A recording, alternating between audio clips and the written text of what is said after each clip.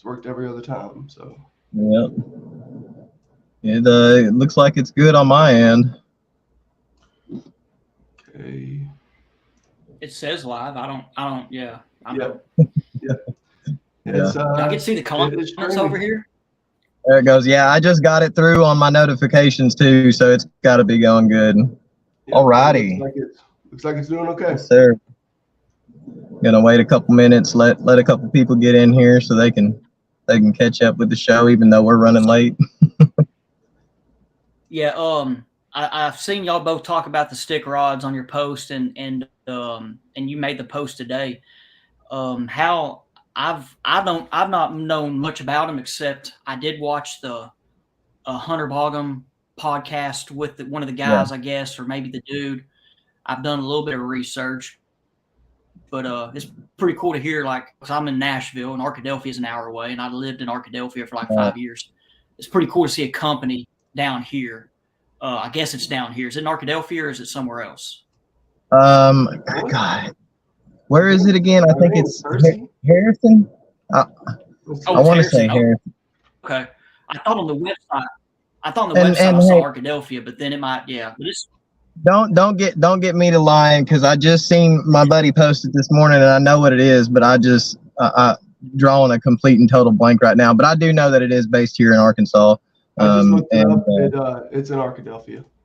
Arkadelphia. Okay. Yeah. I thought I seen somebody post Harrison today, so that's what made me think that. But well, up there, even Harrison, up there like at Harrison, that part of the state, man, there's a lot of fishing. I say tradition or history with Ranger of being up there, Bass Cat's up there, a lot of other, you got Denali up that way. I'm trying to think. I think Joel Bait Company's up in that part of the woods, man. Yeah. It's a neat little kind of community, and those lakes are good. They're kind of quietly good lakes, and I wish I would live close to them, because like at Bull Shows, you get to catch 4-pound smallmouth and largemouth. Down here, I don't know what a smallmouth is, except from pictures and videos on Bassmaster. Right. Yeah. Only smallmouth you see down here is in a creek. Yeah, that's right. Like, I was talking to Matt Steffen earlier this week, and I was like, Matt, I was like, dude, you are like, compared to me, I mean, he's really good at smallmouth fishing. I mean, that dude's won tournaments at the Sturgeon Bay. He's up here. And I was like, hey, man, I'm like a kindergartner when it comes to catching smallmouth like that. I need to come up there and learn something. He was just like, dude, come on. So we're going to, and when his schedule gets done, we're going to try to make it work. Try to go up there, film, get some content, and and I want to learn. Like I told him, I was like, dude, I'll sit in your boat and film. But I'm excited about that because. Yeah, for sure, man. It's always good to get out with somebody else and go fishing, man. I'm telling you, it's the amount of stuff that you learn from just going out with somebody is it's you can't really add it all up all in one moment, because you don't really, you don't put all the pieces of the puzzle together right then and there whenever you're seeing it all happen. It's like with a lot of my BFLs fishing as a co, I've tried to put myself in a mindset to where, I want to win. I want to win so bad, but I know, it's steps to it all. I'm new to the game. But so for the meanwhile, I try to learn as much as I possibly can, and just having that mindset to try to pay attention to what your boater's doing, and just learning, just going fishing and learning the way somebody else does something. I've been able to take a lot of that fishing with Blake, and fishing with a lot of my other boaters, and turn around and then go fish a tournament for us where, we're fishing the aluminum club, and it's paid out a couple of times. So it's definitely, that's probably the best way to get, the experience, is just hopping in the boat with somebody, for sure. Yeah, no doubt. I that's one thing I've kind of, since I've started working for Fish the Moment, like my time is like, it's crazy how, and I have a 1-year-old. And so I do like devote a lot of time to the family, and I don't get to fish with people as much. Now kids fish with me, which I love, but like I have a couple of people I don't go with as much anymore.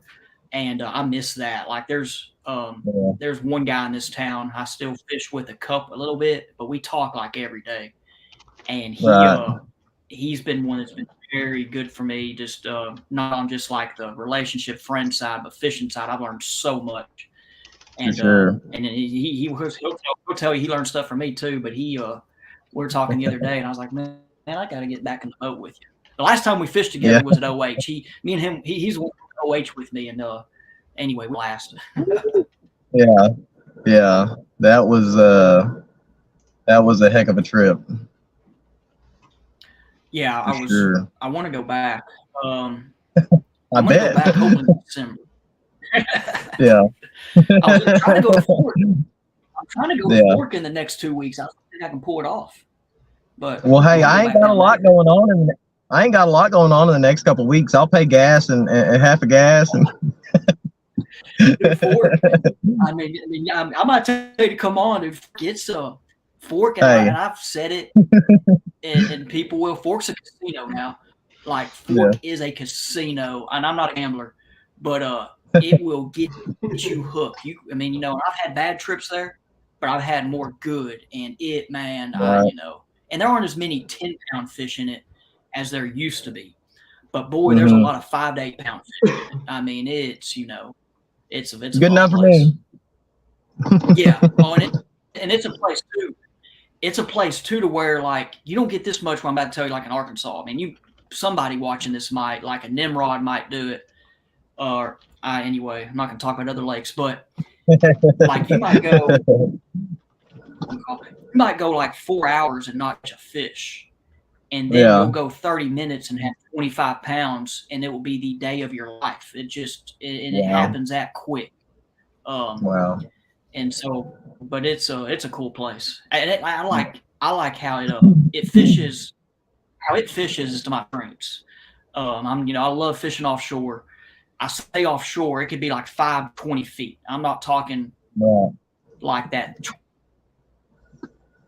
So there's guys at Table Rock and even Washita now that do like, well, Table Rock's real good about it because it's deeper than Washita. But like there'll be guys catch fish in 50 to 80 feet. Wow. And like that's not my game. I like that. Yeah, I like that 5 to 20 to 25, but Fork sets up for that. Yeah. We fish about 6 inches to about 6 feet most of the time, but but that's just the thing. Most of the time the boat's sitting in 6. I'm probably giving us a little bit too much. But if we're not churning up mud, I'll see that. Say what? I said if we're not churning up mud with that trolling motor, we ain't happy with it. Which I mean, there's going to be a time to where with all the live scope stuff now that I mean, them fish are going to figure it out. Like and like I don't think it's not happened in Arkansas really yet. I've not experienced this. I don't, I'm not an Edwin Evers or those guys, but like Edwin, I heard him talk about it the other day, and I've heard on a lot of podcasts, like your pressured lakes, like the Tennessee River, those lakes in Alabama, to where, and some in Texas, I guess, to where like those fish, they swear that fish now, when you drop that live scope in, throw a lure, they're going the opposite way. And I've heard it from pros that like this is happening, and I'm just like, I've not seen this yet. Like I'll fish follow my lure to the boat and go right back to that rock pile. But fish are going to figure out that, and they're going to have to go back, to the bank, and it's just, it's fishing's fishing. We're going to find a way to catch them. It's just. Yeah, that's for sure. That's for sure. Mark, you want to kick off a little intro? Yeah, I was just getting ready to say that. All right, looks like we've got a few people that are in here. I made a post on Instagram, let's see, and Facebook. Let's see. What you eating, Jimmy? Man, what we got here? Some beef, potatoes. There's a crock pot. Okay. Gotta be good. Got some carrots in there? Is. Yeah, there's some carrots, celery. That's what I need. That's what I need right now to kick this sickness. Man. Good old beef stew or whatever. Yeah. All right. We'll go ahead and kick this thing off the right way. James, just so you're aware, I'm gonna let you do most of the talking, because my voice is just it's bad and I don't have any water. That's So, cool, bro. If you do need a water, I do have some out here, by the way. Can you toss it up to me? I will. Okay. You go ahead. You do the intro. Let me go crack the window. Hold on. Go crack the window.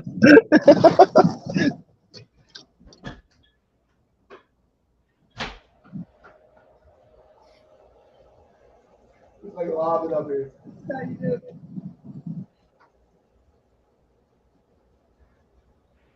I mean, you can't make it up. All right, now it's me, guys. Thank you.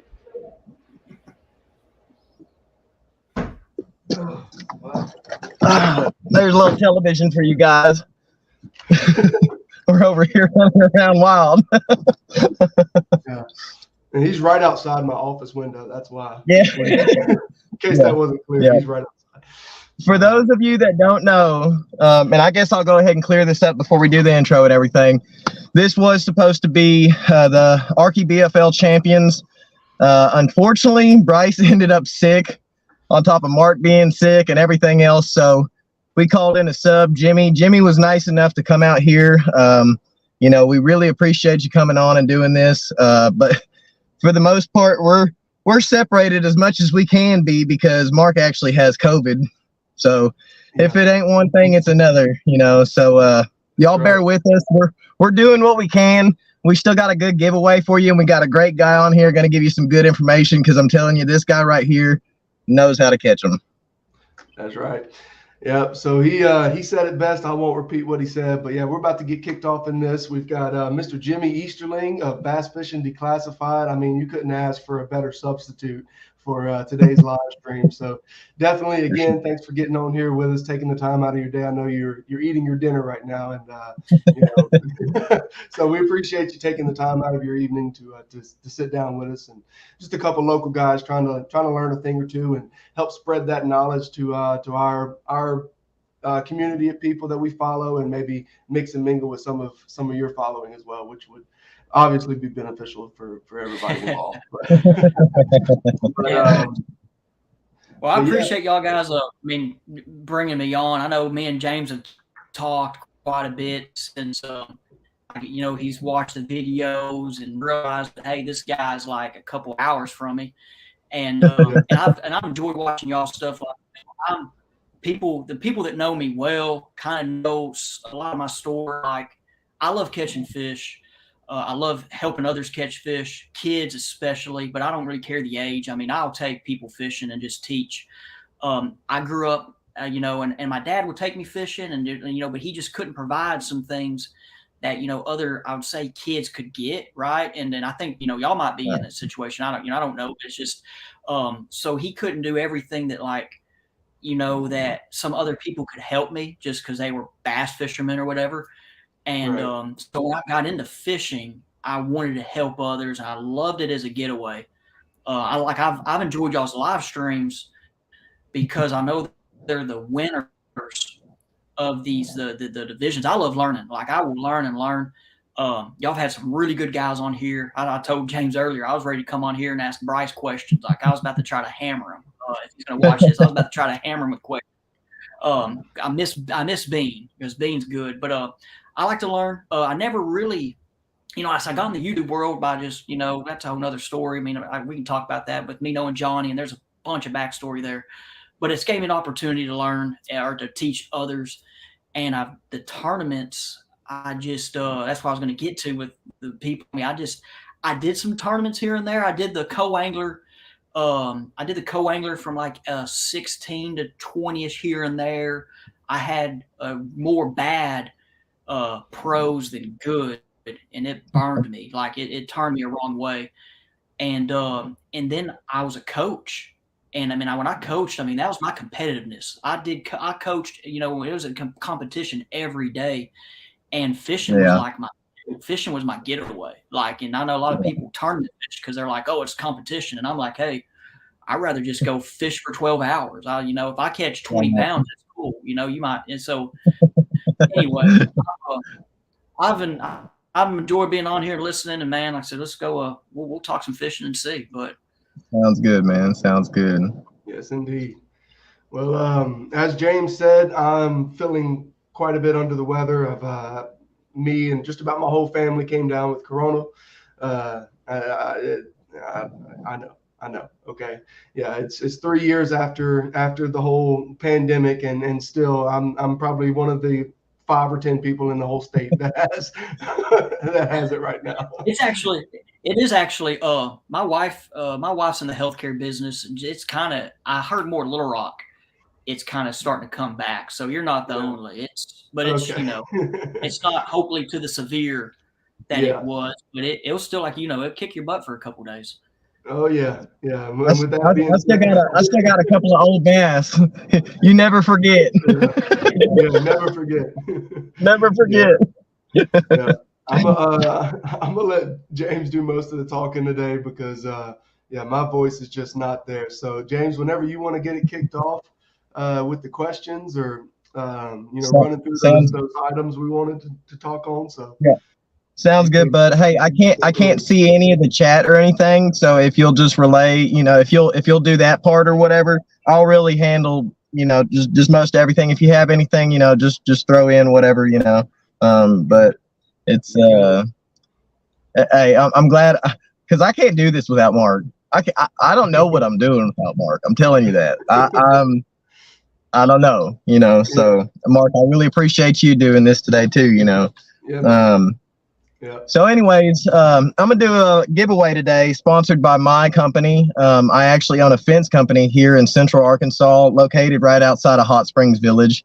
I do residential styles of fences, whether it be decorative metal, wooden, chain link, colored chain link, whatever. I can take care of you. Give me a call if you're in Central Arkansas looking for a fence.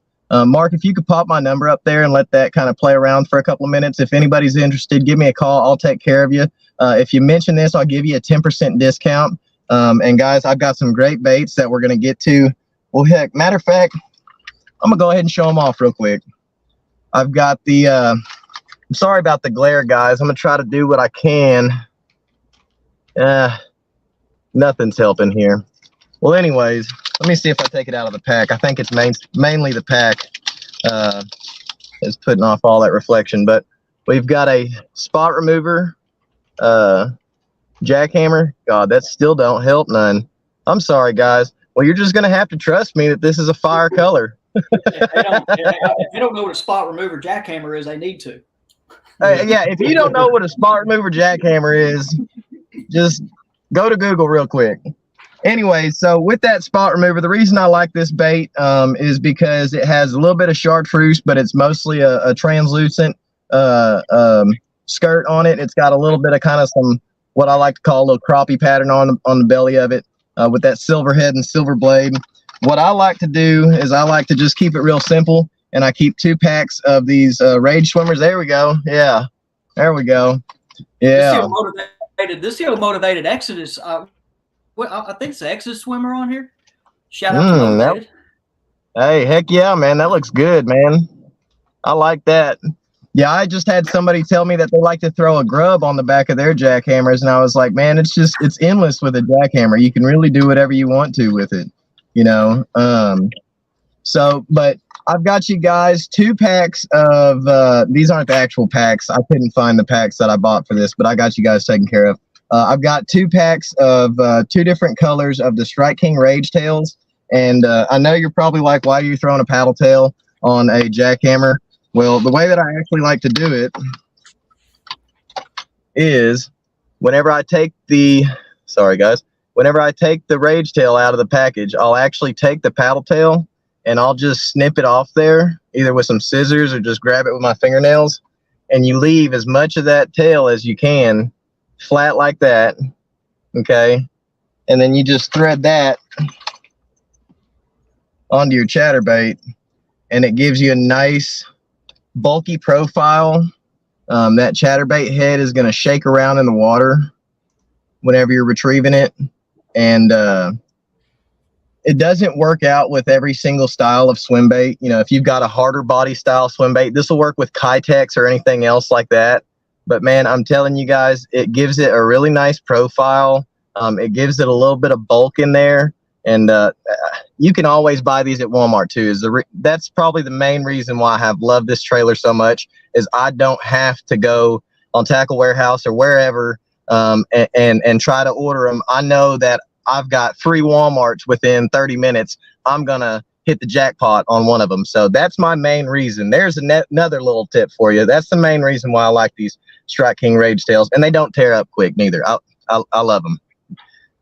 I'll even throw them on underspins. I don't care. Everybody says Kitech are broke, and I'll throw the heck out of these things. So guys, we got these coming to you here at the end of the live stream. We're going to do a little giveaway to where we're going to have you guys just real plain and simple guess a number in between 1 and 100. First person to gets it wins. I'm going to get it sent out to you tomorrow morning first thing. And yeah, hope you guys enjoy it. Hope you guys liked it. So, all right. Let's see. Well, for anybody that doesn't know who Jimi Easterling is, he is a guy that has been nice enough to give me all these little tips that have helped me out in several different ways, not only through his videos, but personally. We've talked back and forth for a little while now. Is my phone still working? Yes. Sorry, guys. My screen just went black. Lord. All righty. Now I'm back. Okay. Hopefully that doesn't happen again. Maybe my screen has a 20-minute timer. Anyways, so but like I was saying, you know, me and Jimmy have talked a lot over Instagram, and I've watched his videos for quite a while now. He does videos for Bass Fishing Declassified with a bunch of different pros from all over the country. It's some really, really good stuff, guys. Got something for everybody on there. A bunch of different tips, tricks, techniques, anything you could imagine. These guys go through it with a fine-tooth comb and tell you where the juice is. You know, these guys have honestly, I can credit them for probably a good portion of my catches over the last year. Just hands down some really good information. And then also over on Fish the Moment, Johnny's been doing that for years. And me and Jimmy were talking about it earlier. And there's some really, really good stuff if you go back off in there and watch some of that older stuff. And I mean, today. Can't do anything else now. I've just been watching all of his old stuff, his old TV sonar, video game fishing, back before live show. Dude, it's real you neat. Can't beat it. You can't beat it. Just sitting around watching. It's neat to be a part of it, because like when Johnny started it, I still remember, because he really, like him growing up. So me and Johnny met through a junior bass club. There was only 2, I think, in Arkansas. And I mean, I can talk about so many stories, but like I was 16, I think he was 13.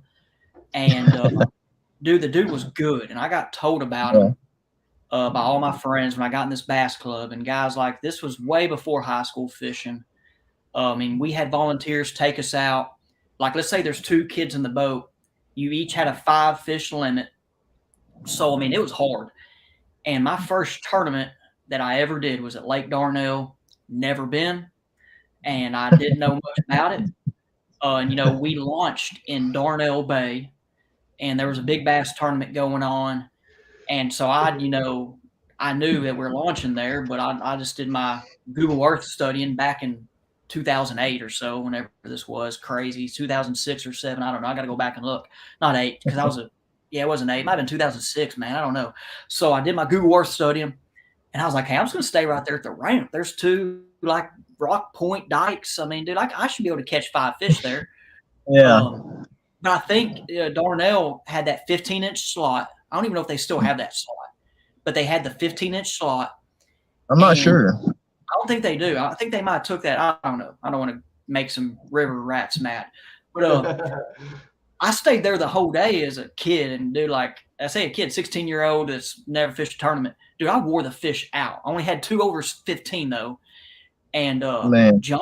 Johnny came in and beat me by like an ounce, and so I then was like, yeah, this dude's the real deal, and he was just like, hey, here's the new guy that gave me some competition, and next thing you know, we had a good relationship, and it's came into where we're at. The dude did tell me, like it was like 3 months before COVID, we were fishing at Hamilton, and he told me, hey, the fish of the moment's getting there. It was right when he quit his job to do it full time, and he said, I have dreams, aspirations, but I want to get you involved. And I was like, all right, just let me know when. And it's been doing it for a year. The editing stuff is easy to me in a way. Like I'm not a top editor, but I've edited football. I did a bunch of stuff growing up. The editing side's more easy. Catching fish is easy, but making the videos like those fish of the moment style videos, coming up with your ideas and the story, that's the hard. Excuse me, that's the hard part. Yeah. I was watching today. Today, I even watched some of my original fish of the moment videos with Johnny, and I'm like, dude, I'm bad. I'm like, dude, I mean, like, then Johnny took a risk to throw me on the channel, Johnny's been for, y'all just mentioned it, like, you go back to those old videos, like, there's one video where he whacked him at Darnell, and it's like 45-degree water. I mean, he's just there standing in front of the camera, hey, guys, I'm going to fish Darnell today. And and then where he's at now, and then I was watching some of these old videos, and I'm just like, wow, I've gotten a little better, but it's hard to talk to the camera. But it's been fun. Like I mentioned earlier, I like helping people, and it's been a joy the last, I guess, couple weeks. Because there's times this is hard. You see the comments, you at times doubt yourself, like, can I do this for the content side? But then when I went to that Game and Fish Cup, man, it was crazy how many kids and dads was like, dude, we watch it, we love it.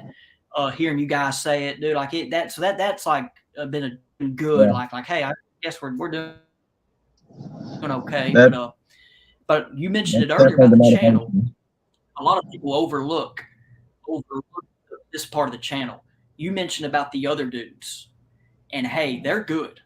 Like I know guys that will only watch the videos to see me, but I'm over here like, hey, Matt Steffen and Kyle Cordiana, dude, they know their stuff.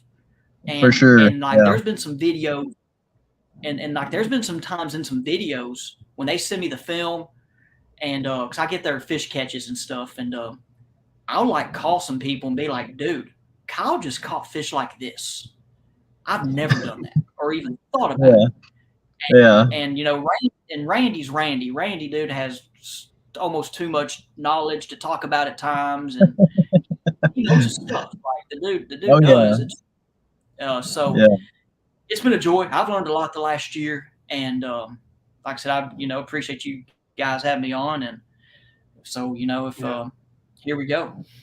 Yeah, hey man, dude, I'm excited, man. Hey, one thing I wanted to say about that, the collaborative effort that is Bass Fishing Declassified, and like you were saying, Matt Stefan and Randy Blockett and all of those guys, like I was one of those guys that whenever Bass Fishing Declassified first like got really launched, I would just watch it for your stuff, and I think Johnny was doing a couple sections, more than he is now, and he still gets on now and stuff, but and then I started watching some of Matt's stuff, and I've actually gone back and watched some of Matt's older stuff, and yeah, man, they're full of knowledge, man, and there's things I relate to with Randy's style, there's things I relate to with your style, with Matt's style, and being able to take all of that, and just like probably the vision for the channel Bass Fishing Declassified is to basically open the door for all of these different styles and techniques and strategies and just experience. It's unique for sure, and it's been.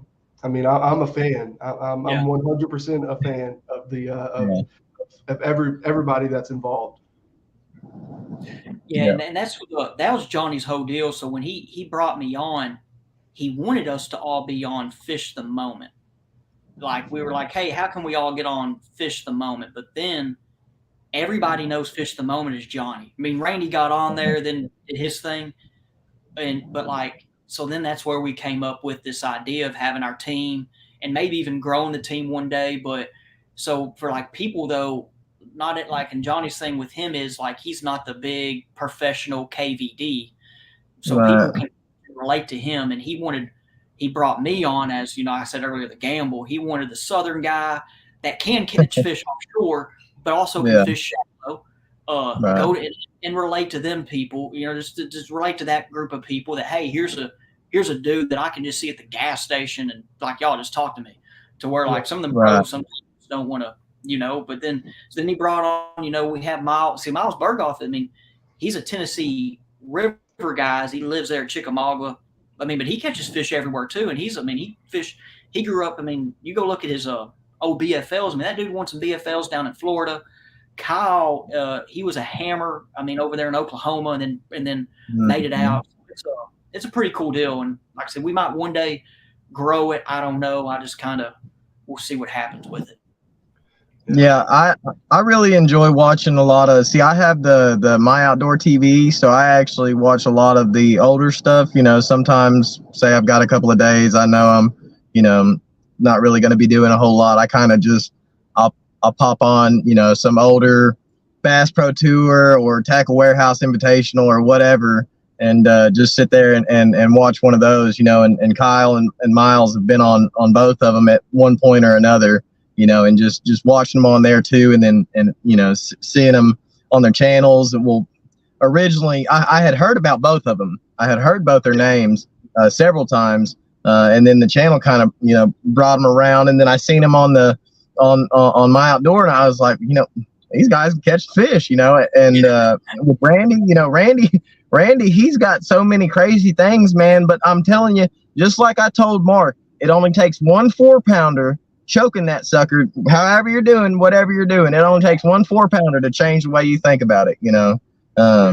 It may not always be something that I'm avidly thinking that, you know, I'm going to make that adjustment to my bait all the time, but it's always cool that I have that little bit of information in the back of my mind that, you know, if these conditions present themselves, I could probably make this type of adjustment and do whatever I need to my bait. You know, he's definitely seems like he's played around with some different something a little different, you know, and I like that a lot of times, you know. Heck, the way we just caught these fish on Ouachita, by all means wasn't something normal, you know. I guess it wasn't so crazy, but you know, you feel really, really stupid doing it for the first while until, like I said, a 4-pounder gets a hold of it, and then it makes a lot of sense. On practice day, I don't want to get too far off on this, but on practice day out on Ouachita, he was literally getting that out of his mouth. Like all it takes is a 4-pounder or whatever, and you know he's cranking on or whatever, and then right at the boat, it was just like it was the perfect timing, confirmation, and I think that was about a 4-pounder, if not over a 4-pounder, I think. Yeah, I think it was right at 4. Yeah, in between that and then, like, man, we got up on the bushes so tight. The bushes were like over chest height, and I was flipping clean over the bushes back behind them because the water came up, you know, like a foot. And I was just like, man, I know that there's some fish back there. And I put one of them that actually hit the scales came out from back behind, like, you know, chest high buckbrush, just wrestling them out, you know. And Mark, the first time Mark seen me flip off back behind that buckbrush like that, you know, I could tell he's just like, what in the world is this guy doing, you know? And I turned around, I actually caught one little dink. Matter of fact, I caught a dink. You remember the dink, bro? That I skyrocketed. Yeah. I set into a fish maybe like this big, you know, and I mean, I absolutely just straight lined him, you know. My line got all taut again on this side, and he just hit the water, and I was like, well, you know, there's some fish back there. Yeah, that's gonna be a good video. I'm excited for that one. that one's gonna be a fun I'm so one. ready to get the Conway DeGray video done so we can put that one out. I've got it pretty much done. I really would have it done by now if I wasn't freaking sick. And I think I'm feeling good enough. I'm probably going to come into the office tomorrow morning and knock it out. I'm so ready to put that Conway DeGray video behind us. We got a couple good tips in there and everything, kind of what we might have done, what we could have done, this and that. Couple little tips of just, kind of keeping your chin up and moving forward. Because those were some exceptionally bad tournaments. That was not fun. We were so pumped to go to Conway, bro. How pumped were we, Mark? I was dreaming about it. I mean, I went out there. I went out there with my wife. I didn't even pre-fish. I was like, you know what? The fish are going to be there. I'm going chasing some white bass. I ran way up in the creek, caught a few white bass, and then it was. Man. Oh, man. Good times. Good times. All right. Yeah. You want to? Hey, so Jimmy, tell me a little bit about that deep dive app and the fish, the consultation with the Fish the Moment. Tell me a little bit about those two things, man. It seems like Johnny's really got that dialed in. Yeah, and that's what so I can actually, for me, the last 2 months I've done more deep dive work than the editing. I kind of do what Johnny says, and I'm not going to get in what I do with the deep dive. Johnny has a big team with the deep dive, and man, it's pretty cool. It's the stuff that goes behind it is unreal, and they're trying. I mean, not just make it the best fishing app, but it's just I don't even. Johnny has some quotes on like, hey, what his goal is, and I'm not going to say them. But with the deep dive app, like, so right now, I was showing it earlier to some people up at Futural Marine. So like right now, for example, I forgot how many lakes there are that have the water clarity map. Lake Ouachita is one of them. I'll pull it up right now. So that water clarity map, I mean, it's taking satellite imagery that's not live, but will be anywhere from like 6 to 12 hours delay. It might be later delay with clouds like we had today. But like for example, there it is right there. You see the blue. We've not had rain much in a while, so of course it's clean. But up there in the river, here comes the water. Let me go back. Yeah. So up there in the river, you see the water coming in, and man, like so, there's that going on with it. The tournament patterns is pretty sweet. So that tournament patterns goes off of patterns from lakes similar to Lake Ouachita, for example, or actually talking and looking at results and talking to the right people. I say talking to the right people. The bigger lakes, they're actually using video footage, as he's mentioned, and then they put this together. But like all of this there's a team that like helps with the patterns. Johnny is the head of it, but it can be different for professionals. It could be professionals from these lakes. That's why the patterns are for the bigger lakes right now, like Eufaula, Alabama, Ouachita, Table Rock, and they have all the data in there. And like right now, like for the conditions, it picks the middle part of the lake, and then I can go pick like the back half. Like then if you zoom in, it'll say like, hey, the mouth of Crystal. If I click the mouth of Crystal, it's going to say, look for channel swing bank or look for this, and there's so much to it. And there's a team putting that together. It's and so Johnny is with, like I said, there's a bunch of people. They came to Johnny, knew he could have been the guy to help it go to where it's at. And man, it's pretty neat. Like there's guys on the opens using it right now. So it's not just for, it was originally for just your people that work 5 days a week and want help on getting a pattern or getting it going. Cause it's hard to go out on a Saturday and just go fish. I mean, people want help. But now we got dudes on the opens checking out the lakes. And I mean, there's guys that used it at Eufaula and it helped them on where to determine where to fish. Guys that got like top 30s. So it's neat. Awesome. And so with Fish the Moment, Johnny, like I said, he's a big part of it. I've been helping. I do my part right now, which is I can't talk about it. So, but I'm doing stuff with it. Yeah. I had a buddy that I can't remember who it was. One of my buddies said that he bought the app and he just did everything that they had recommended the bait, recommended points or whatever. And I mean, it was like, it just blew his mind that it actually worked, and I was like, well, I mean, they're not just making, I guess it's all technically a guess, but it's highly educated guesses, kind of really taking the guessing out of it some. Yeah, so the mathematics is behind it, and that's the thing. Like, you hear mathematics in baseball, the statistics of football, and that's there, and there's still like some updates to be made to it, and like the smaller lakes, they're trying to, they're going to get all that right. Like, so these dudes are, but of course the thing is, and it says it in the app now, if it's not working on this part of the lake, move, because we all know as fishermen, it can happen. It can be happening in Rabbit, but not in Cedar, or it can be happening at Twins Creeks, but not over there in the Blakeley's. And so there is the part to it. But it is pretty, I have some guys, some of them have commented on here, Cannon and O. Carson, shout out to them too. They're two really good fishermen, by the way. Two of my kids I coached. I've known them both since they were like in 9th grade. Seen them grow up. We're good friends. They got third at Ouachita this weekend in the team tournament. I think it's the Horns Outdoors. So they beat some hammers in it, by the way. Like I said, they're going to be two guys. Just watch them come up someday. So the first time they used it, it was this summer. They were on the Arkansas River, and they downloaded it, gave me a call, and said, "Hey, we're going to try this out." I'm like, "Yeah, give it a shot." And by noon, everything it said to do worked, and they were just like, "You got to be kidding me!" I was like, "Guys, I told you it's not a joke." But anyway, man, so it's pretty neat.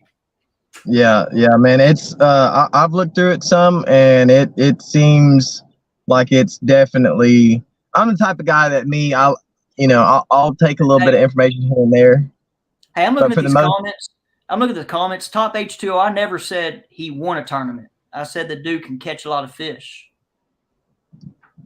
What's going on? No, I saw a comment that said that I said that Matt's won a lot of tournaments. I never said he won many. I said he won. I said he's won tournaments at Sturgeon Bay that were like big local tournaments. Like he was a Wisconsin hammer. I'm looking at the comments right here. I was just asking this question. Gotcha. Yeah. All good. Yeah, I mean, that dude won some big money on Sturgeon Bay. Yeah. Speaking of comments, we had a Cannon Harmon Fishing wants to know, what's your favorite way to catch fish on Lake Ouachita, Jimmy? I don't know how I want to answer that question. Let's say, so I think I know where he's going to.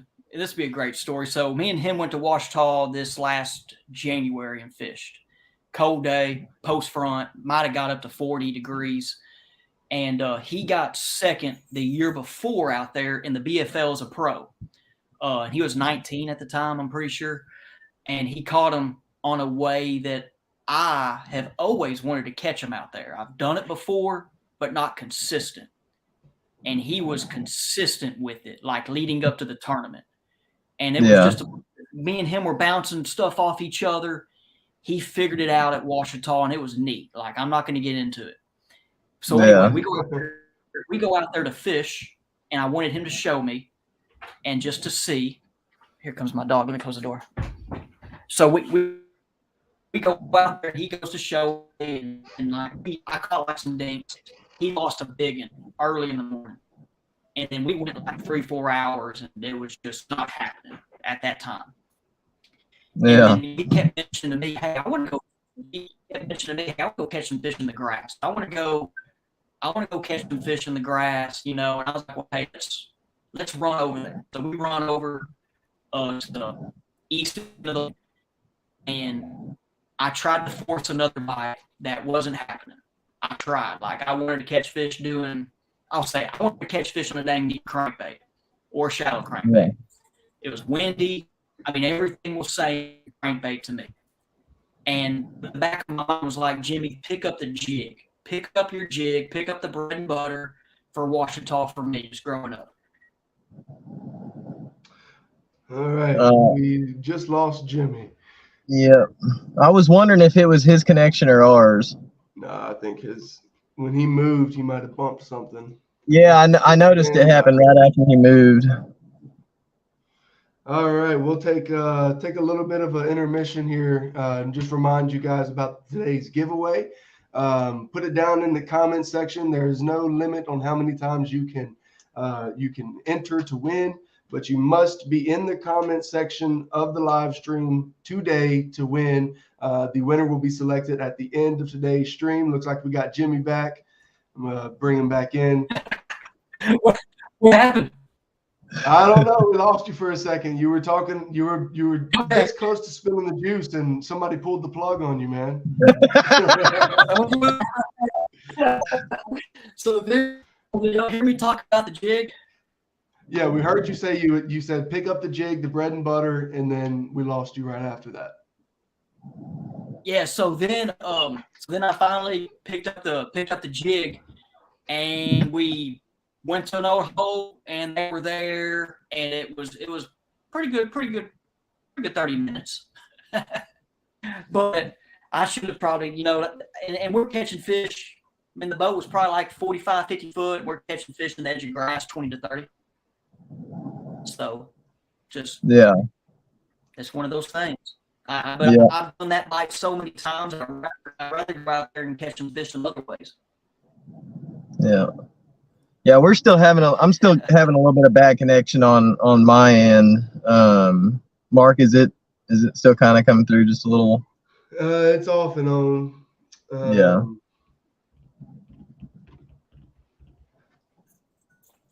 It's a little off and on. Yeah.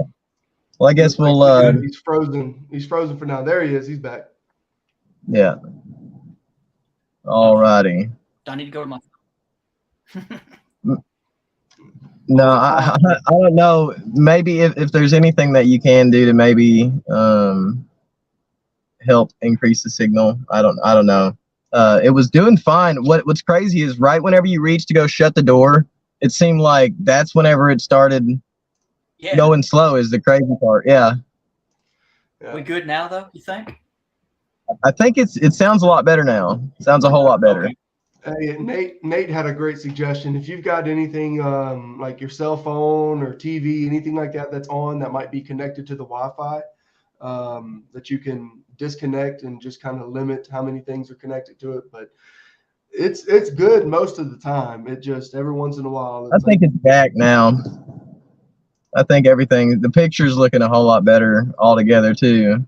I'll tell you what, can y'all hear me? I bet what it is. So yeah. I'm hot spotting right now, but I bet what happens when I open up that deep dive app. Yeah, probably. Possibly. Well, it's looking like we're good enough for now. So basically, to recap, kind of what you said, you like throwing that jig out on wash tawl. That's the bread and butter, huh? It was. It's just I like to catch some fish doing some different things now. Like after I left, so I grew up fishing wash tawl, and we got on that deep jig bite there. And man, I did that so well that when I moved down here, I have expanded out from a jig. And like I said, that was the winter. Like that was a winter thing. Summer crankbait, man, I always caught fish in the summer on a crankbait. I mean, I'm talking 15 to 30 foot. I mean, I love the deep crankbait bite. But the winter at wash tawl was always a jig thing. I never consistently would make the crankbait bites happen. But now, like I said, it's the last 5 years or so, crankbait's probably one of my number one ways I like to catch fish in the winter. And so it's been neat to me to kind of grow on that, figure that bite out to where like I don't even want to throw the jig anymore. I mean, I'll throw it. Right. I'd rather run and gun. Right. Yeah. I like a jig out there on wash tawl. I'll tell you, I've caught a couple of 5-pounders over the last year on a 3/4 ounce peanut butter and jelly hybrid jig from 6 Cents with a little gill dust stroker crawl on it. I'm telling you, man, you might not get a whole lot of bites, but I'm telling you, whenever you get a bite on it, it's going to be 2 to 5 pounds most of the time. It's definitely one of my favorite things to do whenever I'm out there on wash tall, especially in the wintertime. During the winter, that's my staple, just period, is just taking a jig real slow, dragging it around. I can spend all day just fine, just sitting there with that 3/4 ounce jig, just sitting there, filling the bottom, rolling it around. It's definitely one of my favorite baits to play around with. If I could get this mount to work, y'all guys just bear with us, man, because we're just having one difficulty after another, man. But if I could get this, I'm in my truck trying to get this mount to work. Y'all give me just 2 seconds. Trained professionals, hey, I'll tell you. So, Caleb, I'll say, man, my favorite bait, it's kind of hard. It's situational, and I know that's like maybe not the answer you want. But let's say a way I would prefer to catch them. If I had a choice to catch them, it would be on a deep crankbait, 6X to 10XD. That would be my way. If I could pick one way, I know I'm going to go catch fish. It's going to be on a deep hook.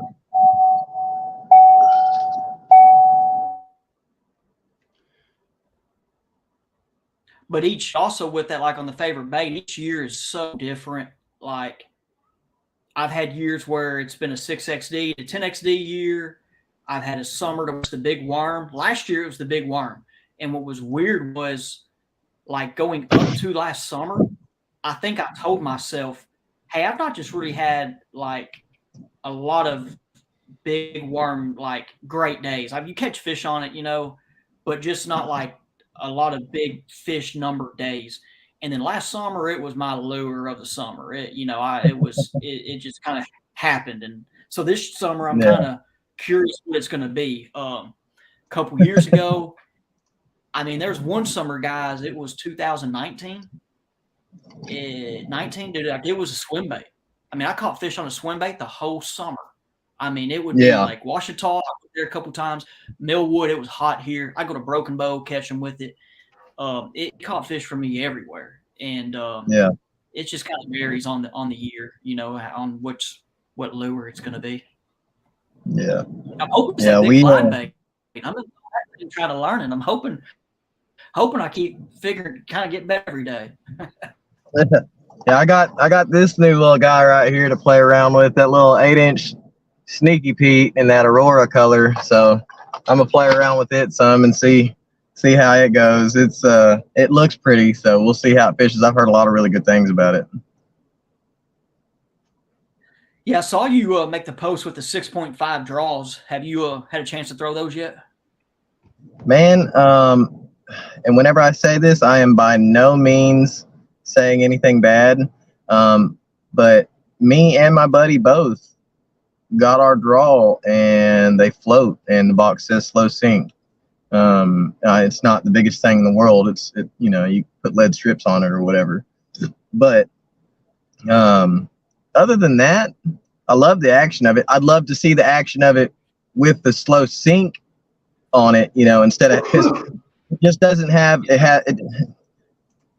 I hate that it doesn't work right, because I love their baits. I love their baits to death, and I reached out to them, and they were more than willing to change everything out. But man, I don't know if it's because my buddy got a completely different color from Trader Bill's in Hot Springs, and I ordered mine directly from them off the website, and both of them float. So, but other than that, it's that's it's a really nice. Go ahead. And that was something that I've like not even just with the 6.5, but with 9, that it won't sink. And it's good that you've reached out, and they said they'll see another one. Hopefully that works, or hopefully they work. But right. What I'm gonna do is I'm just gonna put some lead strips on it. I love everything else about it. The profile, everything looks real nice. It chops. It's got a little bit of roll to it, not like blowing out. It throws some flash when you work it. It's it's got a little bit more chop than the draw has. You know, you can actually chop it a little bit, but you don't, you know, it doesn't want to chop real hard. You could saw down the sides of it a little bit if you wanted to turn it into a really good chopper, which is probably what I'm actually going to end up doing, just because I love the profile of it. I did it with the this daggum mount is just giving me all the hell in the world. Excuse my language, but anyways, but yeah. So I really like I really like the profile of it and everything. And like I said, I've already done it on the float glider, and man, I'm telling you, it really changed the action of that bait so much.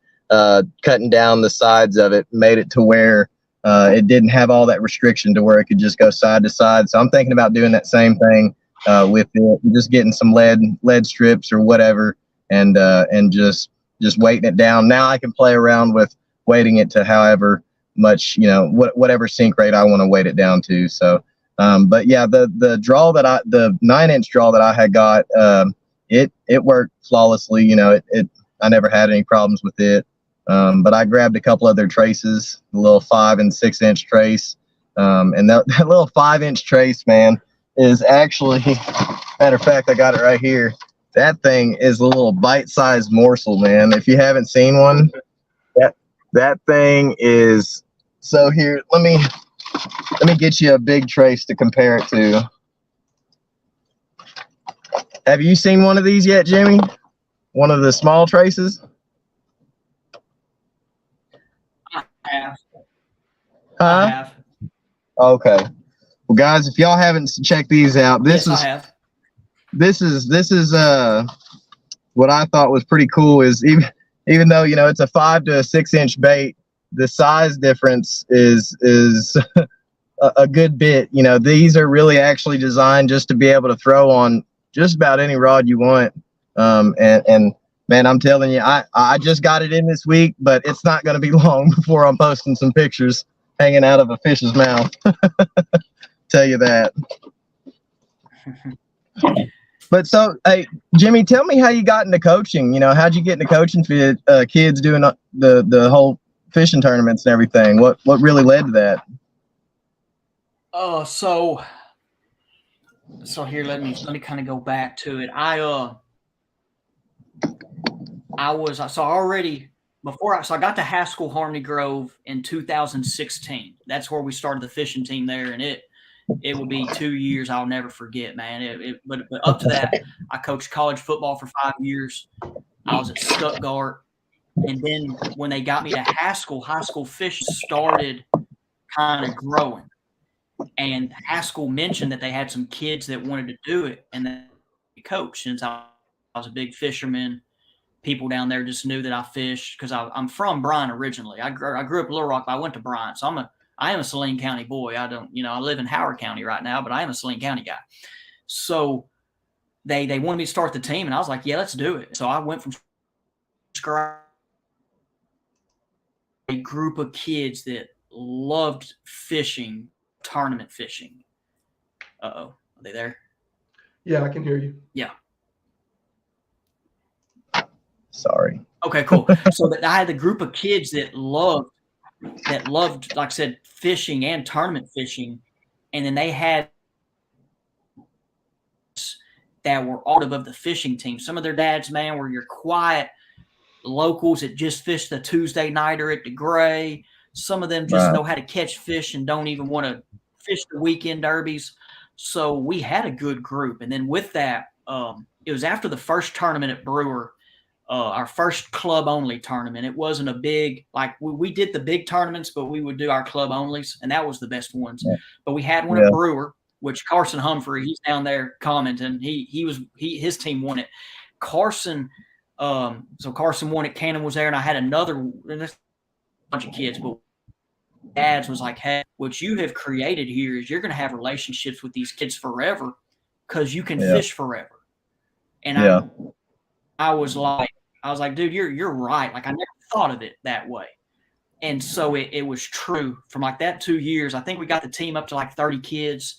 I talked to like 3, like quite a bit. Like we're pretty tight. And even though like they're 21 years old and I'm 31, but you know, I'm older still and I can mentor them, but man, we still have that fishing connection. Right. And so it's crazy. But like that one dad that day at that tournament was like, hey, you've built something special. And then but I was only at Haskell for 2 years. I came to Nashville. Nashville's a very, big football school in Arkansas. And football brought me here, and they didn't let me start the team until I got on to Fish the Moment. It didn't happen. So I just started the team here. It's gone well. And man, it's been fun. But me moving to Nashville, I'll tell people this: if I didn't move to Nashville for football, I don't think I would be working for Fish the Moment right now. Like when I left Haskell, I will say like I was here in fishing. I am now up here, and a lot of that is the lake. The lakes are different down here. You have a lowland reservoir, highland. Yeah, I can go to Oklahoma, Texas, but I've had a couple people in this community, one in particular that man like got me under his wings, and dude, like it's been crazy how much I've learned and got to that experience. So I tell people all the time, like me moving here and doing all this, it was part of just the big picture that we're seeing maybe now, but so it's been pretty cool. Yeah, man, it's definitely cool to see you, get back to the kids like you do, and getting out there with them. I can't imagine that all the time. It's smiles and laughs, as fishing with younger generations goes, genuinely. But I mean, it's definitely been cool to see what you've done with the teams. Yeah, I'm sorry. It's Did you say been something? back at like that. The last tournament, I don't get to. Oh, y'all got me now. Yep. Yeah. Sorry. Yeah. Okay. Cool. So, no. So, and it's like the last tournament was neat. I hadn't got to take them out as much in tournaments as I would like, but like that last tournament at Caddo Lake down there in Texas, one of the kids on the team caught his PB, caught his personal best. It's like a 6.5 or so, Yeah, big fish. It was a big that. old post spawn fish. But I've had a lot of kids catch their biggest fish with me, and dude, it's nothing like it, with that. And it was neat with like Cannon. Cannon was on here earlier. Cannon will tell you the first time he ever went offshore fishing was with me at Brewer, and we went there. It was a tough day. We had one kid catch a 4 to 5 pounder on a 6XD. Cannon caught a giant catfish on a 6XD. We caught some little ones. But he was a 9th grader and has never done that. And now the dude, where he's at now. And so it's always been cool to take kids. And I know I made the one, and it was at Brewer. And that kid that one day caught a 6 and an 8. We were swimming jigs. I was going to say, I don't know if that's still a thing at Brewer, but I would be trying that in the next week or so, depending on water levels. Everybody knows. With that brim spawn coming. Yeah. If anybody watches your little aluminum deal, you see, Brewer has an offshore bite, but we learned that we learned that like my last 2 years fishing it, like that first brim spawn, dude, there's some that go up shallow and eat them, and I think part of that is because of all the pressure offshore. And so we quit fishing offshore out there, throwing like big profile swim jigs along them bushes and hammer fish. And I bet that, like I said, people watching, if you have your aluminum buddies, oh well, but it's a thing. Yeah. So do they have big gizzard shad in Brewer? Wheelhouse. Do they have? I never saw them. But I don't know if they do now or not. I wouldn't doubt it with as big a fish as in there. Yeah. I got that big old topwater bait that I was wanting to throw around, but I didn't know if they had some big gizzard shads out there, because this sucker that I'm throwing right now, this big old that wooden topwater bait, man, you almost feel like it's cheating the way that it looks. It really looks like an actual shad just flopping around in the water. I'm excited to throw that sucker one time. I'd give it a shot for sure. Do what? So I think for sure I'd give it a shot. Yeah. I had another buddy of mine message on the post, and he said, "Do you need a hand testing those out?"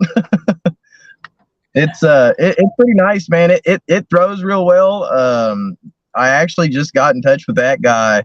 I guess a few months ago, not too long ago. We've talked back and forth, and I told him how I like this stuff, and he sent me out a couple of baits, and man, I'm telling you, I'm not disappointed at all so far. Here's that other little one. It was one of the only colors that he really had in right now, and he was like, "Well, I don't have to send it to you," and I was like, "Man, send that to me because everybody has released their goldfish somewhere, or little whatever, I'm telling you, I have a feeling that this thing is going to get chewed, and I'm just not even going to be expecting it. That little orange on there looks good. I'm definitely ready to throw that around. I think it might do good in some little bit more stained water. Is that a wooden bait too? Say what, Mark? I said, is that a wooden bait? I believe it is a wooden bait as well. I'm gonna go ahead and say that it's a wooden bait. I couldn't tell you honestly. I know he makes. I'm pretty sure it is. I guess all of his other baits are wooden based baits, so that I would assume that this is a wooden bait. It's light, like it's a wooden bait, not super light. It probably feels like it's somewhere around an ounce or so, but it's definitely going to have some decent little chop to it. It's not going to be bad at all. So I'm excited to play around with that. Too bad we literally had like record rainfall or something. We have actual streets out here that are just completely washed away from how much rain we just got today. So my throwing my walking bait and my swim bait deal that I wanted to do today didn't work, but it didn't matter anyways. I couldn't pay a fish to bite this morning. But they ought to be chewing. So Jimmy, yeah, probably gonna be probably chewing right now. They're chewing right now, is what they're doing, Mark. They know we're on the live stream. All that water's pulling off of the banks. That was like 2-4 foot up over there on Kalela, dude. All that water's pulling back into the lake everywhere. It's good. I know, yeah. Hey, I'll tell you, the only little pocket that I could find on DeSoto that wasn't blowed out was the power lines, man, and it looks so perfect. And they were around in there. I walked out onto the docks and everything, and I could see them in the grass, but they didn't want anything. They didn't want that they didn't want the little hush hush bait neither. You know what I'm saying? They didn't want that neither. But so hey Jimmy, what's a couple of the lakes that you actually grew up fishing around? You mentioned something about Haskell, right? What's a couple of lakes you grew up fishing?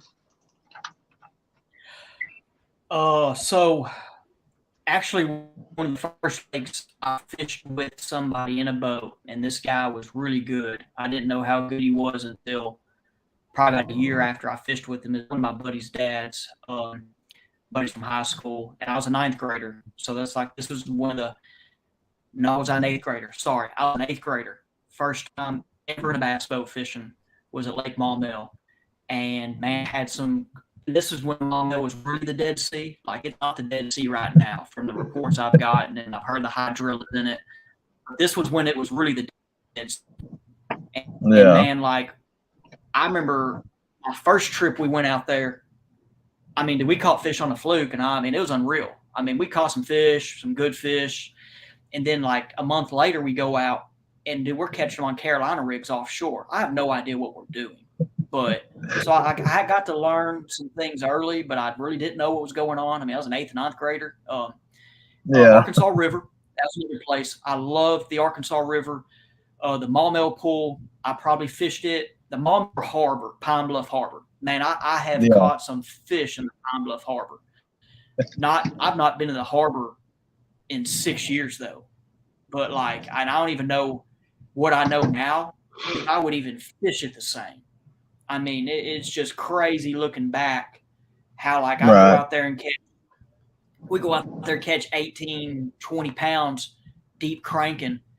with just a 2D sonar. Like, and now I have live scope, and I know there's dang Asian carp in it. I don't even know what I would do. So it's anyway. So Arkansas, Brewer was man. I had a lot of time on Brewer. Man, great on Brewer, and it's almost kind of hard. Like I'm back because I don't want to like go back and have some bad trips and just because I haven't been there in 6 years either. Right. Atkins, I got to fish Atkins during part of the heyday. I caught the heyday when it was like when people were catching the double digits. I never did. My biggest was 9 out of there. But, man, there were times we go like I think I remember in 3 fishing trips I caught 3 7-pounders, and so anyway, it was a fun place to fish.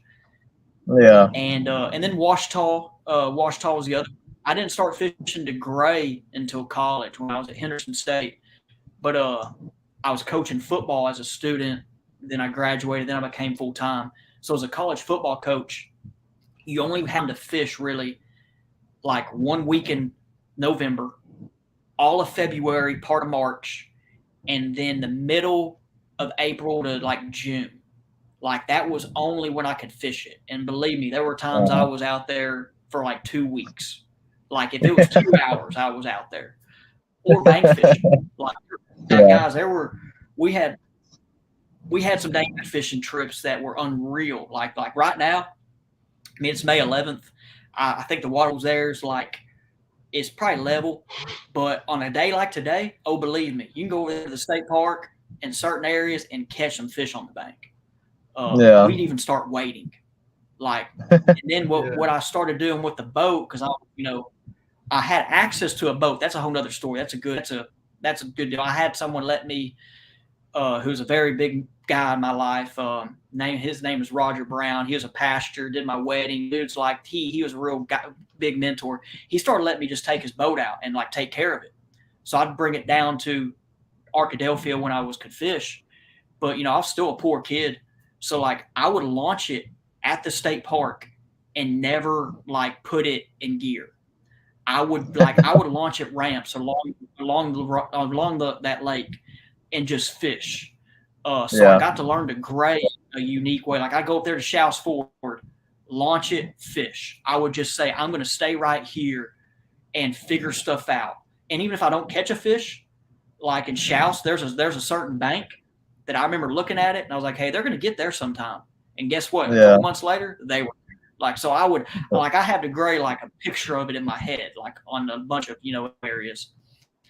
So I think that's it. I don't really like Hamilton. I fished Hamilton some, but I mean, I've had one really legit day at Hamilton, but I always fished it wrong. Like now, and like I went out there one day this last December, caught like 20 fish, had like 10 pounds. I just never got that big bite. Like, Hamilton's really not a good lake. People are going to get mad at me. Someone might catch a 10 or catch a 5, but everybody else is going to catch 2-pounders or 15 inchers. It's just a very whatever. But at least there's 10s getting caught. But how I grew up fishing Hamilton, but like how I grew up fishing Hamilton was totally wrong. Like that place it's not I would never fish it like a lake. That like my last video I did on the crankbait stuff, like that first tip is 100% towards like Hamilton. And I never fished it like that. And so that's something that I look back on and now like I think I would be able to figure out some things. And I know some other guys that catch them out there. I mean, and so like it's, but I don't like fishing docks. I'm gonna tell you that right now. Like I do not like fishing docks. When we were at Table Rock, I mean, even me and Johnny, when we were up there this last year, we were up there for a week fishing. We started off, caught fish offshore, blast, no bigs, just caught fish. Then we went to flipping docks, and we were like, forget this. Like, let's go back out there and catch some fish in a brush pile or a rock pile. But I don't know. I just all the docks, like all the docks. And I don't know. Someone, like I said, someone's gonna watch this and be like, I don't believe you don't like fishing docks, but I just I have other ways I like to fish. But like when I see docks, there's just so many of them, and certain ones hold fish, and I know that. Like, and I can tell you where, like, hey, that one's gonna hold fish, or that one. But I just, you just gotta go troll around them, because they're just, anyway. I'm not a dock guy. All the cables and everything else. Is what it is. Yeah. Hey. Yeah. I just don't want to mess them. I'd rather go out there. Yeah. I don't mind dock fishing so much, it sucks that the only 2 times that I've really been able to do any dock fishing in the BFL, it was just absolutely bad days, or on my practice day. We fished some docks on Hamilton, and it was all right. You could go up there with a wacky rig and throw it up underneath there and catch you 5 of them. But it definitely wasn't where you were gonna, get the winning fish from. And not saying that you couldn't win off the docks, but it just wasn't the deal. So whenever we fished the BFL, we actually fished out on big points all day long. So I didn't really get to fish the docks a whole lot. And then other than that, we did the, what was it? The regional at Grand. And man, those docks, I kind of like those docks a little bit better because they have those long walkways, and they've got the big floats and everything. You can really, I fished behind Austin Culbertson on day 2. And if you don't know who that guy is, go check him out. He's a hammer too. But I fished behind him, and man, he really showed me the process that you can go through with your baits fishing those docks. Whopper plopper in the middles, just kind of going over the whole pace of everything, just where the sweet spots of every single dock, fishing under those walkways, everything. It was really cool to see him and his rotation of stuff, because it matched up to kind of what I always wanted to do. A lot of times you want to strap a bait in your hand, but it seems like whenever you're fishing docks, if you have a good rotation of about 3 baits, you can find them and still kind of cover some water. But man, I'll tell you, for the most part, I'm not the world's biggest fan of it. You can put me in some buckbrush in 2 foot of water, and I'm the happiest guy in the world. Or like some really thick grass or something like that, or a hyacinth mat or something. You put me around that, and I am just absolutely happy. But dock fishing is okay, but it's never really been my forte neither. I like I said, I like that. I like that real shallow, just natural structure and stuff. Brush piles, anything. Just anything that's not a dock where I'm in somebody's backyard. But yeah. Well, like the thing with docks too, I heard it, and you can watch it on the MLF and all that now with live, but like JT Kinney of MLF, one of the broadcasters, said it best. I heard it this last year. There's one tournament last year to where like they all talked to the pros, and this one guy was like, "Hey, I got a dock that has them," and just like, okay. And the dude starts off there in the tournament, catches 2-3 good fish, leaves. All of a sudden, another boat comes in there 30 minutes later. That dude caught 2 fish. Then another pro came in, and he said that 5 pros fished this dock. And it's crazy to how, like, docks that have them. Like, and there's a reason there. And eventually this dock died off. And one pro told JT, "Hey, dude, like, I don't get my fish left." Oh, we lost. Awesome. It's all good, man. Hey, we're just we're winging it. We're winging it. Like I sent you. We're winging it. It's all good. I'm probably about to wrap it up here pretty quick. I'm starting to lose some sunlight on my end. It'd probably be dark here soon. I think I've talked about most of the stuff for the most part. Just about. Let's see. Well, guys, while he's getting all that figured out, I'm gonna go ahead and talk about. We got the Conway to Gray video coming out. That's for our Aluminum Outlaw Bass Club that we fish in. It's going to be 2 tournaments in one. Sorry, it's been a while since we put one out. Apparently, it's not as fun making videos when you don't catch as many fish. No, I'm just kidding. It's been a lot going on, and literally a lack of certain footage for the most part has really kind of just led us to the point that we're at. But we still left some very valuable tips in there that I think you guys will get something out of. So I really hope that you guys like that. But hey, don't get too sad, because we got a fiery hot video coming in right after that on our Washita video, where we went out and got 4th place. It's flipping sticks and hard hook sets. So you guys are definitely going to want to watch that. We'll have some videos and some posts coming out about when the dates of these videos are going to be released. So y'all stick with us. We're going to get them coming to you as soon as we can. All right. I'm just gonna go on my phone. It's so my and I was hotspotting, but I have good 4 bars here. But it's weird how the internet here is really good to 5 o'clock. So I'm just gonna go on my phone. Can y'all hear me? Mine's the same way. Yeah. It's great. It's great. Okay. The picture is crystal clear. Crystal clear. It is absolutely perfect now.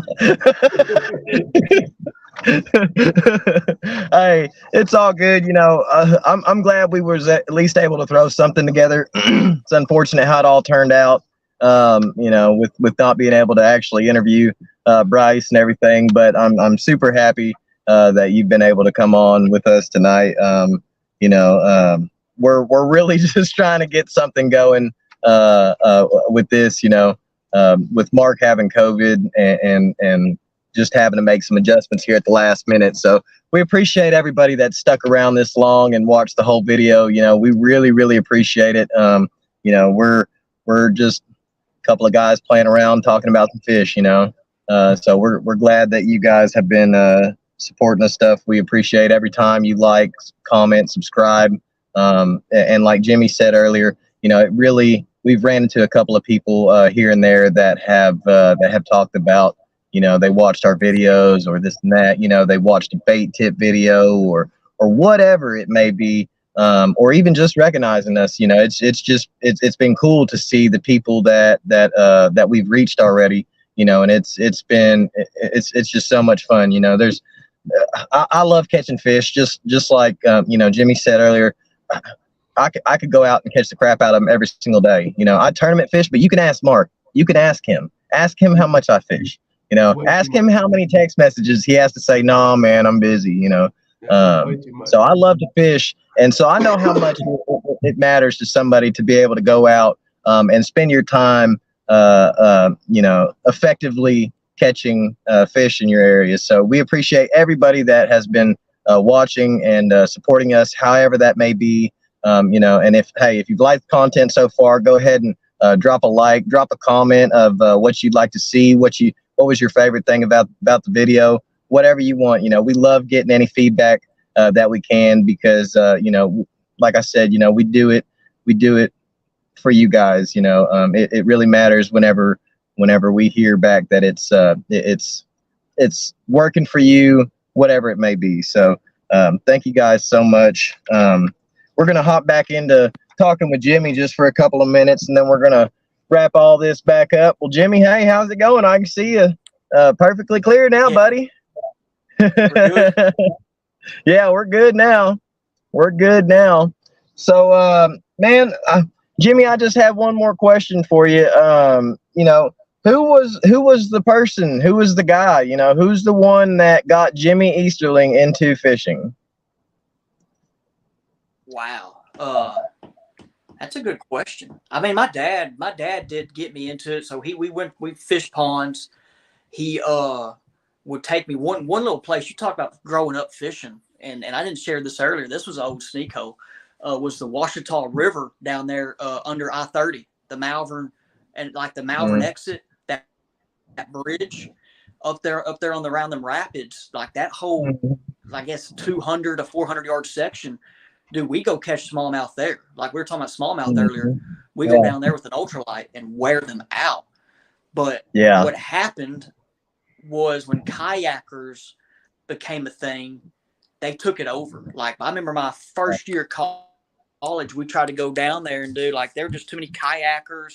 They made that nice park, and it just kind of, the fishing wasn't as good. And I don't know how it is now, but man, like, that was one of our places. So me and my dad always went there. And, you know, I always heard stories of how my grandpa was a really, really good fisherman. Dude, I mean, I got pictures of him at DeGray. And so I never met him. He died before I was born. And they sold his boat and everything. So, like, he, you know, so anyway, so people say I got my fishing from him. So, Right. Yeah. So, yeah, but I've had a bunch of influences, man. I can talk, like, there's like 5 probably major, 4 to 5 people that have influenced me in a way on it. Yeah. Well, heck yeah, man. That's awesome. To me, it's really important to have the people that get everything going for you, you know, that kind of start that fire for you. Because I never knew it was there for me. I'll be honest, you know, in between watching, you know, Ben Milliken's videos whenever he did those little half a spot bank tournaments and stuff like that, in between that and Johnny Ford, who runs the aluminum outlaw tournaments, man, in between those two guys right there, if it wouldn't have been for, you know, Ben having that little tournament during COVID or whatever, and then Johnny giving me, you know, the encouragement to go try a BFL, you know, and that's what I signed up for. And then lo and behold, I ended up meeting Mark, you know, and then here we are like a year and a half later, you know, and it's just been, it's been crazy. Me and Mark have really only known each other for like a year and a half, but it already feels like, you know, we've known each other for a lot longer than that. You know, yeah, it's funny watching, because I just watched one of the videos I watched today was Jimmy. It was the video that you did with Johnny on, I think, Millwood, and y'all were way up in the river flipping on reeds and stuff like that, tearing them up, and you were like lapping him that day. Like you had caught 4 or 5 fish before he had caught one. But but y'all said, oh yeah, yeah, you was whooping up on him that day.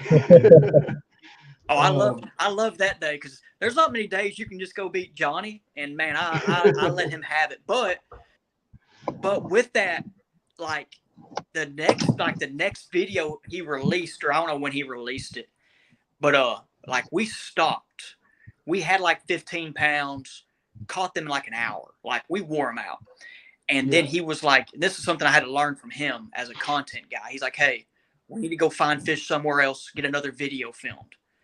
And I was like, dude, let's keep catching these fish. Why do we gotta go? No, I mean, I want to keep catching these fish. So we went to another part of the lake, and we did a 4-pound challenge. And we went to a part of the lake where I was sure we were gonna catch a 4-pound fish.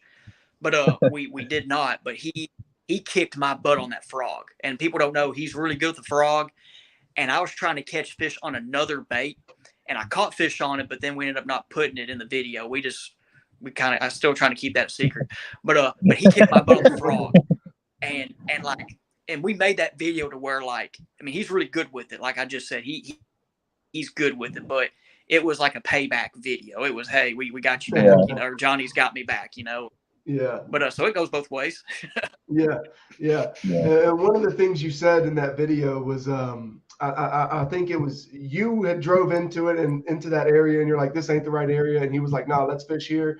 And that teamwork, that kind of the back and forth, where, you know, that's kind of how me and James are, where, you know, we haven't known each other forever, but our fishing styles and our mental, I guess, the way we think about things and break things down, you know, it kind of complements each other. And, you know, I mean, it's fun to go out and catch fish by yourself and, you know, go get on them. But, you know, 2 heads are better. My dad always says 2 heads are better than one, even if one of them is a knothead. So, you know, it's just one of those things where, you know, me and Johnny always talked about like doing a team trail.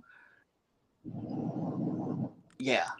And that's what you're right. Like in Johnny, we've always talked about doing a team trail. We always fish so well together. And if we ever do, I'd say watch out. But I don't know if we will. We're both so busy. and he, like, we talked about doing the Trader Bills. We talked about doing Trader Bills. and literally Holler at doing us, it to we'll where like record. I practice for a day, and Trader Bill's is off limits for the 5 days, but I might practice a day before off limits, and then when tournament time comes, if I did find something shallow, hello, y'all hear me? Yeah, we can. Yeah, we can hear you. Y'all losing me? Nope. No, we can hear you. He's losing us. Okay. He's losing us. Oh, okay. But we said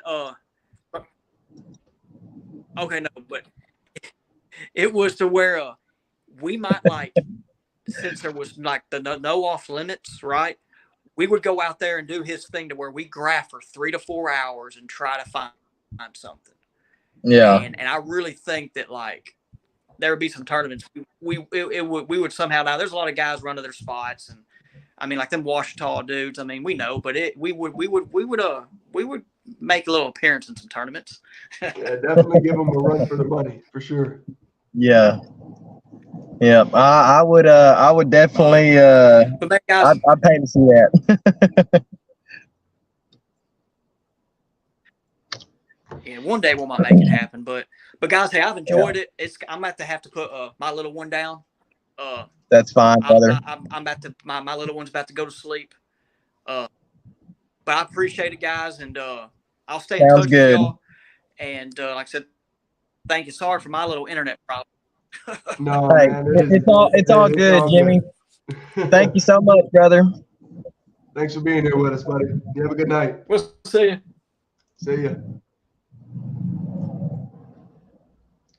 All right.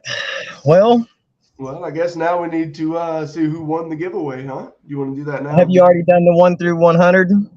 I've got a bunch of people who have done it. Okay. Well, what's your number? Then I guess. Huh? I said, do you have the number picked out already, or what? Sure. I can't see any of the comments, so it doesn't matter. I can't see anything on this end. Yeah. This will be. I mean, I'll tell you this. Matter of fact, here we're gonna even make it more interesting, so that way we know that. Okay, I'm gonna write 2 numbers down, and you're gonna pick one number instead of the other, or one number or the other, so that way, you know what I'm saying. That way we're not just like people don't think we're looking in the comments or nothing like that. Yeah, let's see. All right, guys, this is your last chance to get in for the giveaway. There's a couple people who have been stopping in that haven't put their number in. Let's see. Nate, I think you've guessed every number. Dude, all right. Hustling his friends, man. That's messed up, man. All right. Left or right hand, Mark? Right hand. Right hand. Okay. All righty. So, number is 29. 29. Let's see if anybody got it. First person to that said 29. Let's see. Well, Nate gets 2 and 9, but on separate guesses. Let's see.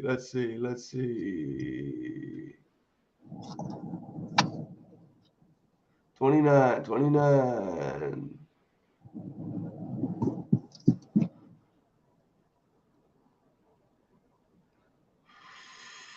Has nobody guessed 29? Hold on. All right, nobody guessed 29. Do you want to do the next closest? Yeah, no, here. The next number. What's here? This is the other number I have wrote down. 72. We got a 72? 72. Let's see if we got a 72 in the chat. Guys, hey, we're sorry this has been uncoordinated and a little bit wonky. We're trying to do the best that we can for the situation we have at hand. Normally me and Mark are sitting together and we can be a lot more organized, and we can talk and discuss notes in person, even though he's just right up there in his office. Like I said earlier, he's got COVID, so we're trying to play it smart. So we may have to You got a 72? Nope. Oh my goodness. Well, I'll tell you this. All right, here. Hold on. Wait. What was the first number? 29. Okay, let's see. Oh, Clayton put it in there after. I was like, dude, Clayton won it. He put it in there after. I was like, how did I miss that?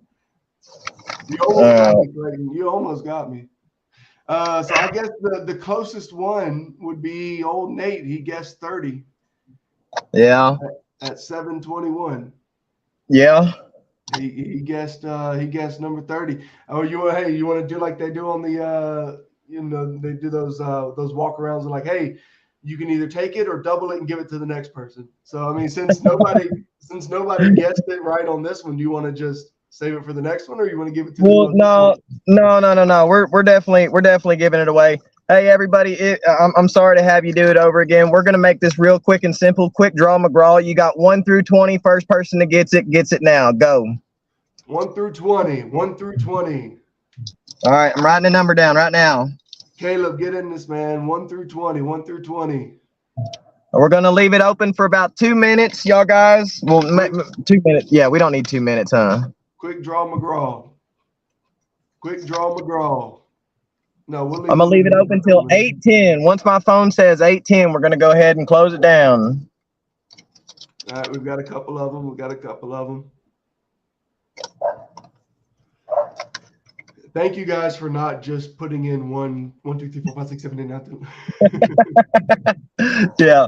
Thanks, guys. Hey, we're sorry about maybe not necessarily sorry. We apologize, I guess, for any inconveniences to your night you may have for us sitting here trying to figure out our own fiascos. But we're gonna get right back on track with it. Hopefully next Thursday, as long as it works out for Mark's schedule. You think next Thursday? Can we lock that in right here on live? Let's see. I think we should be able to. Yeah. Okay. Well, hopefully, guys, we should be able to do next Thursday with Bryce. I've already locked it in with him as long as his sickness doesn't last an entire week. He's hoping that in a couple of days with his booster shot or his steroid shot that he got, that he'll be feeling better. But, this was a little different for sure, doing it this way. I definitely prefer doing everything in front of the computer screen. So thank you guys for everybody that's, been bearing with us tonight. This is the first time I've ever done this giveaway or any of this stuff for that matter. We are we're making this up as we go, guys. So thank you so much for bearing with us. It really means a lot to us. We're just a couple of guys who like talking about fishing. So lucky number 7. Who got number 7? Let's see. Number lucky 7. Number 7.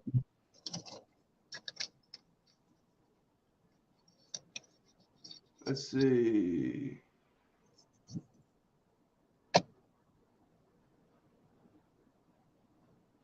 You know where this works out better, Mark, is if I wrote the number down in front of you and you could see the number too.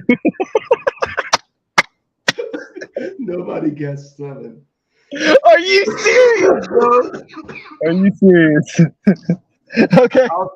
I'll just take it. Okay. Hey, I guess we're just gonna rack up a couple of comments. That's not the end of the world. All right, guys. Hey, Mark, come to the window so I can give you this piece of paper so that way you don't let nobody stop commenting until you see this number. Guys, okay, Mark is going to now tell you. Yeah. 1 through 10, meet me at the window, get the number. Let's get this done with, man. Somebody's about to win it. 1 through 10. Put it in the comments. First one to guess it wins. This is ridiculous. Never thought it'd be so hard to give something away.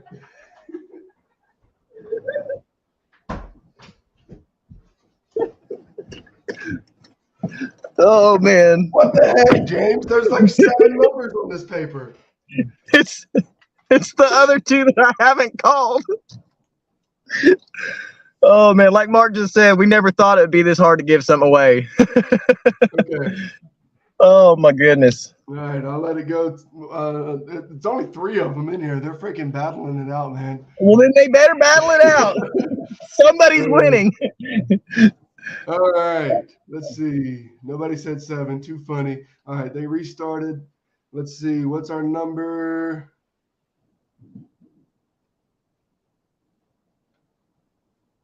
Okay.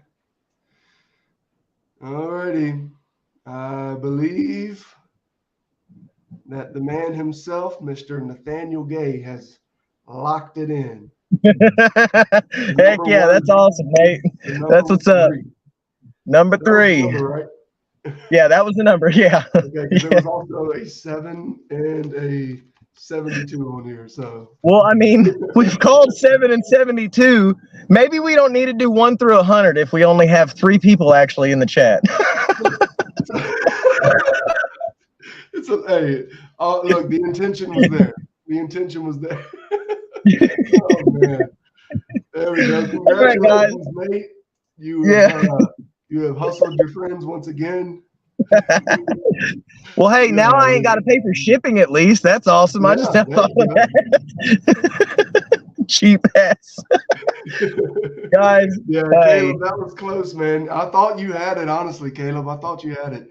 But he had number 4, and yeah, Nate got it, man. Good job. And look, that obviously wasn't easy because we did it 3 times, and yeah. So next time, guys, we'll have a better system in place. You know, I'll make sure I announce that we're going to start doing the numbers for the giveaway, and then at that point in time, we can start submitting the numbers. I'll shorten it down from 100 so that way we can save ourselves some grief. But what we will do though is we're going to write down a number, and whenever me and him both can see it and I've written it down beforehand, we'll be able to sit there and let you guys keep commenting, and we'll interact with you guys, talk to the guest, whatever.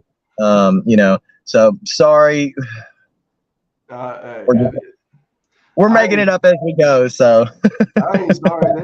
They just robbed you. Oh, hey, I ain't worried about it. Yeah, hey, this is definitely gonna be a bait that is gonna put some fish in the boat for Mr. Nathaniel. And I imagine that we'll be fishing it together. Yeah. Well, all right, guys. At this point in time, I was supposed to thank Jimmy, but Jimmy had to bounce out. He actually just shot me a message saying he had a good time and he had to bounce. I know how it is being a dad. Jimmy, thank you so much for coming out tonight and making time in your busy schedule to come hang out with us on the show. We're gonna have to do it another time sometime. Maybe we can actually do a in person one time. To where we're actually not doing. So the 3 guys that are still here, would you like to see a little preview of our next video? We're gonna see a picture of a fish? No. No, I'm gonna play something for you guys.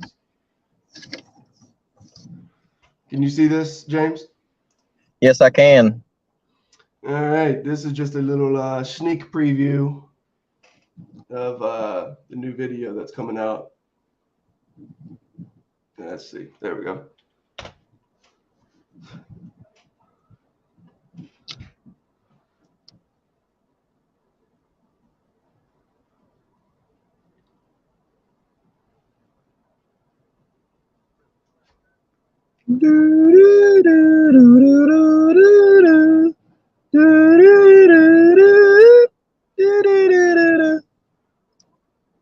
What's going on with it?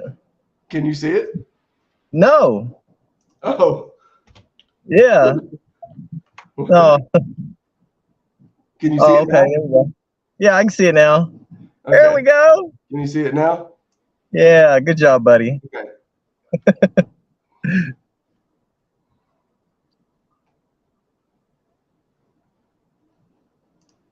Well, heck yeah. I haven't even got to see that. Hey, I know those guys. Can you hear it? This is so weird watching us watch us with everybody else watching us. Yeah. Look at that lip curl, man. I can't do this, man. It's weird. Hey, watch. If I get to talking about a fish, that eyebrow will jump up higher than my hairline. Dude, I'm sitting here in the dark, man. I'm having to use my tag-up console. Hey, I had a great time, man. I've had a good time. Yeah. It's unfortunate Jimmy had a little bit of a connection issue, but that's just kind of the way these things go, I'm really glad. Like I said, we've been talking with Jimmy for a while now, and I really appreciate him coming on and doing this. He by no means had to do this, and I really appreciate it. I really appreciate his content, the amount of time that he puts into making that content, and then on top of that, just coaching kids, just all around a good guy. If you're not following him, what are you doing? Go do it right now. So, and then Bass Fishing Declassified, Fish the Moment. Make sure you check them out. They've got great stuff. Just literally anything. Fish the Moment has got a lot of Arkansas related content, so make sure you check that out too. So anyways, guys, thanks everybody for watching. I want to do a little shout out here for our aluminum club that we fish in. It's called the Aluminum Outlaw Bass Club. It's located here in Central Arkansas. Guys, this is a great club. If you have an aluminum rig, there's no horsepower restrictions on it. So whatever you got, bring it. It doesn't matter if it's clapped out Avid or it don't matter if it's a 3.5 horse or it don't matter if it's a 3.5 horse, baby. It sure don't. No. But and man, I'm telling you, ever since we've joined this, it's really just helped us, enjoy fishing even more. Even on the bad days, we know whenever we go to the ramp, we're gonna have some good stories to hear. Some Uncle George stories every single time. I love hearing his fish catch stories every single time. We're gonna have to get Uncle George on here, man. I swear, we need a segment on here just specifically called Uncle George's Fish Stories or something like that. Yeah. So, but anyways, so guys, check out the club. They've got a bunch of really good sponsors that they've been stacking up over the last couple years. Central Arkansas Trolling Motor is actually the man, Johnny Ford himself, that is the tournament director of the whole deal. That guy will take care of you. He's a licensed Minn Kota dealer, so get over there and check him out. We got Rizzalo Custom Lures, JP's Custom Baits, Memories Etched in Faith, SRI Outdoors, Yale County Outdoor Supply, and the infamous Stick 5 rods. Guys, if you haven't checked out one of these Stick 5 rods, just go put one in your hands and feel it. I'm telling you, you can smell the quality on it, guys. I'm telling you. If you're looking for a high quality rod, go check you out one of them Stick 5 rods. I have been playing around with mine. It's the 7.4 heavy, moderate, fast. It's called the heavy one. And I have thrown so many different baits on this rod. Y'all guys stick around. I've got some good videos coming out with it. So, hey, thank you. Thank you everybody for watching. All three of you that are actually here. Even though it's not, 1,000 people watching or anything like that, we still love doing this just as much. If it's a couple buddies watching. So hopefully you guys learned something tonight. Sorry we kind of had to do this a little bit differently, but at the same time, hey, it's all part of a learning experience. We may have to do this at some point in time in the future again. So I know I'm definitely not going to buy one of these mounts ever again, because that was just insane, just sitting there watching the top of my screen slowly creep down on my head. But guys, Mark, you got anything else to say, brother? Nope, I need some NyQuil. You want some cough drops? I got some cough drops, buddy. I need something. I got you on the cough drops. I'm gonna bring them to you guys. Thank you so much for watching. Hope you enjoyed it. We got another one coming to you here soon. Y'all stay tuned. Stay tuned, guys. Appreciate you.